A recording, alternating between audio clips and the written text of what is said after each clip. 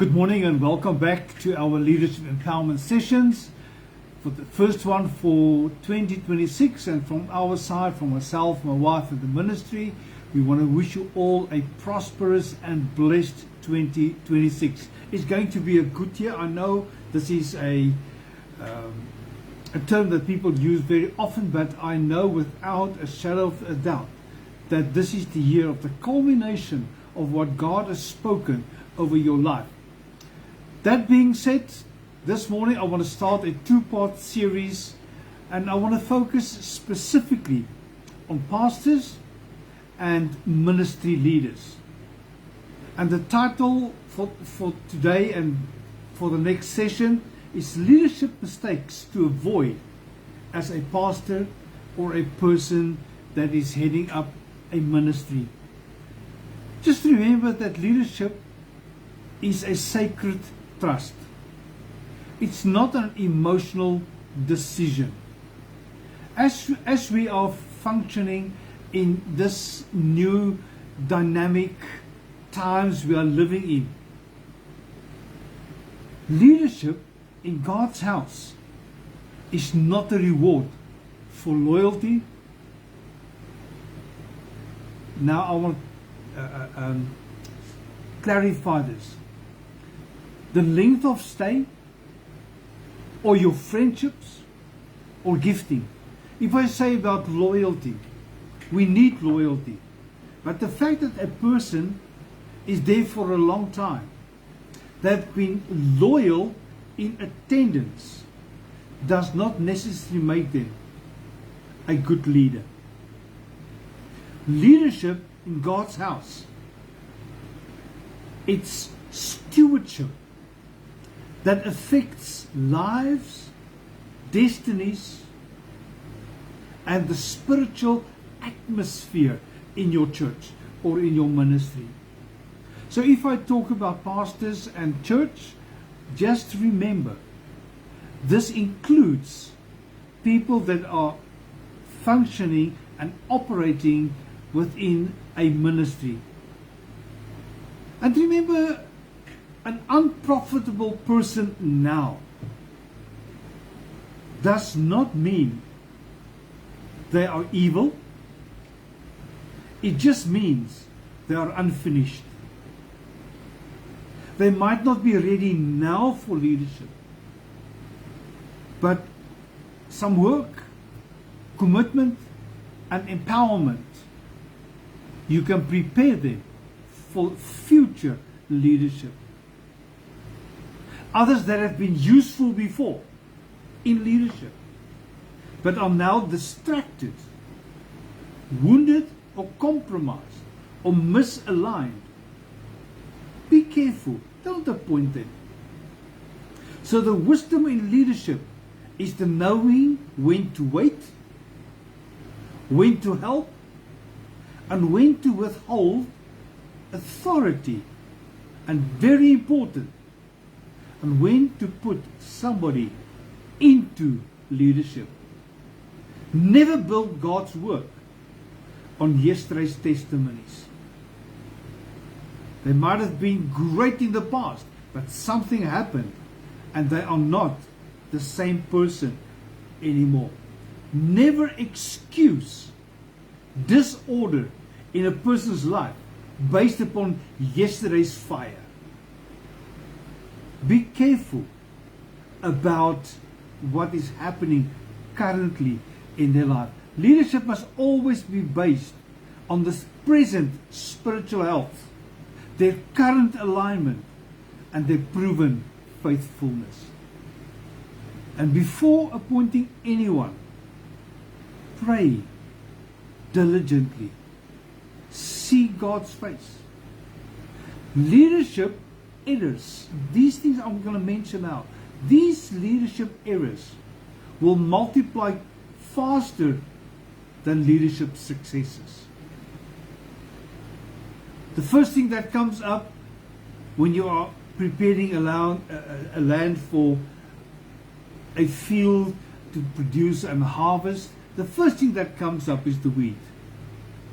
So unfortunately, the wrong thing will come out quicker than the success.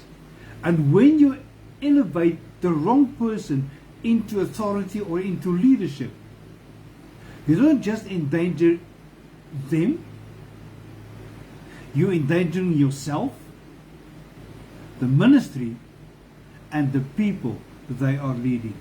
So I want to mention a few today, and next time I shall continue with the outstanding leadership areas that we must avoid.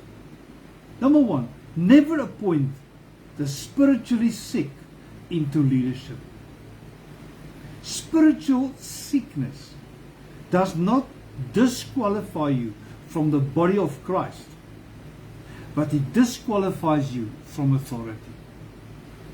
Because who they are spiritually will affect those they are leading. Remember, leadership is not a rehabilitation center. It's a responsibility center. A wounded leader will bleed on those they are leading. And that will contaminate the whole group. Rather isolate, put them in ICU, restore or fix them, and once they are restored, bring them back into leadership. Authority does not heal your character. It just exposes it. Your position does not suppress your weakness. It amplifies it. And I'm saying a lot of things in this session today. Write them down. Go listen to it again. I had to listen to this, apply it in my life, and have I made mistakes? Absolutely. This is why I can give you this advice on learned experience. Number two, never appoint this one is important. Never appoint the unavailable into leadership. What does that mean? They're always too busy. They can't phone you, they can't see you, they can't meet with you. They can't perform certain tasks which are their responsibilities because they are too busy. They are unavailable. God builds His work on the faithful and not the flashy. Everybody can hit something right once, but there's no consistency in their life.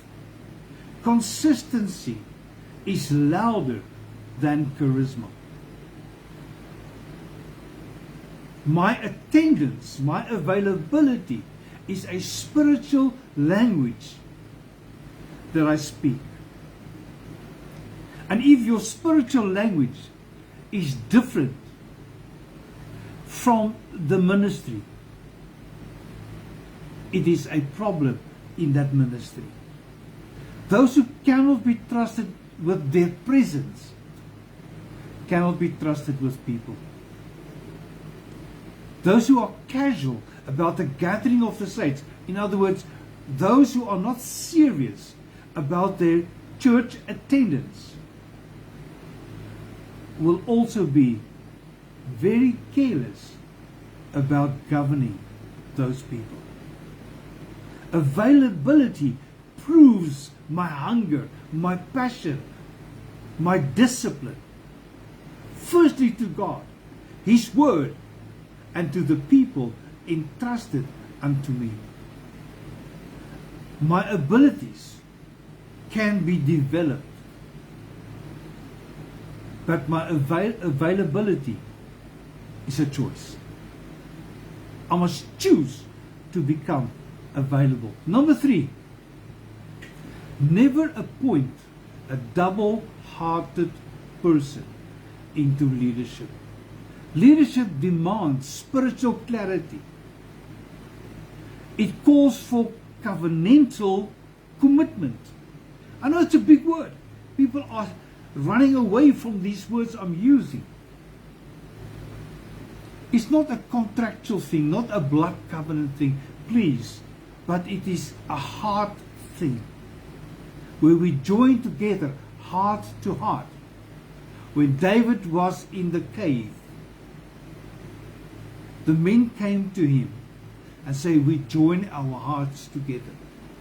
They've bought into a vision.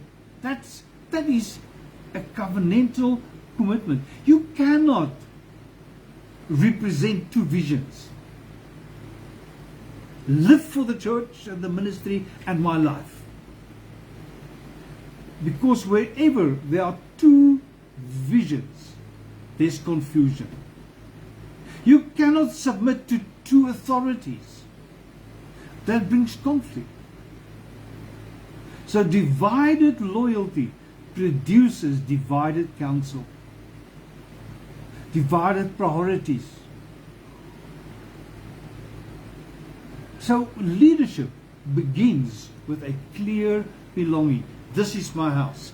This is my church. This is the ministry that I belong to. This is the place that I will buy in, and I have bought into this.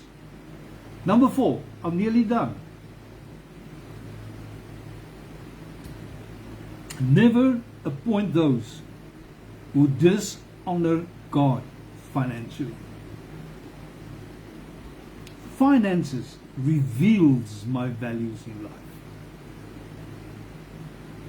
Those who do not trust God with their substance will struggle to trust God with His people. And God will struggle to trust you with the people. So stewardship is not just money. It's about obedience, about alignment, and about generosity. A leader who resists to give will eventually resist sacrifice. They will resist accountability and their kingdom responsibility. Those who have never learned to give will always struggle to lead. How is that possible? Because if I cannot give, I cannot give myself. If I cannot give myself, who will then lead me? So my generosity in my finances, it's a reflection of my submission unto God. It's not a law, it's a hard thing again. God advances His kingdom through generous hearts and not guarded hands. I know people have many issues about finances. Deal with your problem regarding finances. Number 5, the second last one for this morning. Never appoint the proud and the arrogant. Pride makes leadership very, very dangerous. The proud cannot be corrected. They can't be confronted. And they cannot be covered. They only serve where they are celebrated and not where they are needed. A humble leader can be trained. A proud one can't be guided. So be careful. Listen to their words. Me, myself, and I. Those are the 3 words that exposes the proud heart. But the one that says, come, let us. Those are the people that we need to use. We've been in ministry for 25, 26 years this year. And many of these lessons I have failed. Because we are looking at leadership through the wrong glasses. And this is why I'm using this session and the next one to help you as a pastor, as a ministry leader, to make a success of the church. And the last one for this morning. Never appoint those who can't serve under pressure. Leadership is not proven in the times of peace. It's proven in the times of war, when pain is part of leadership. Anyone can serve when life is easy. True leaders are revealed when life is tough. So what does it take to discourage you? If you get easily discouraged, it means your leadership is small. So those who abandon serving, those who abandon their responsibility, and those who abandon their functionality during tough times will abandon their responsibility when the crisis is there. God's house requires leaders who can carry personal burdens without dropping their spiritual assignments. And in closing, how you choose your leaders today will determine the health of your church tomorrow. Please like and share and follow us on our YouTube channel, and you are more than welcome to use this material for yourself, and I'm also available to come and to assist you in your assignment. I've been part of the John Maxwell leadership team for the past 23 years, doing training right across the globe. We have trained more than 50,000 people. So I am available. Please contact me, send me a WhatsApp, an email, or direct message me. I am there. I want to help you make a success. God bless you.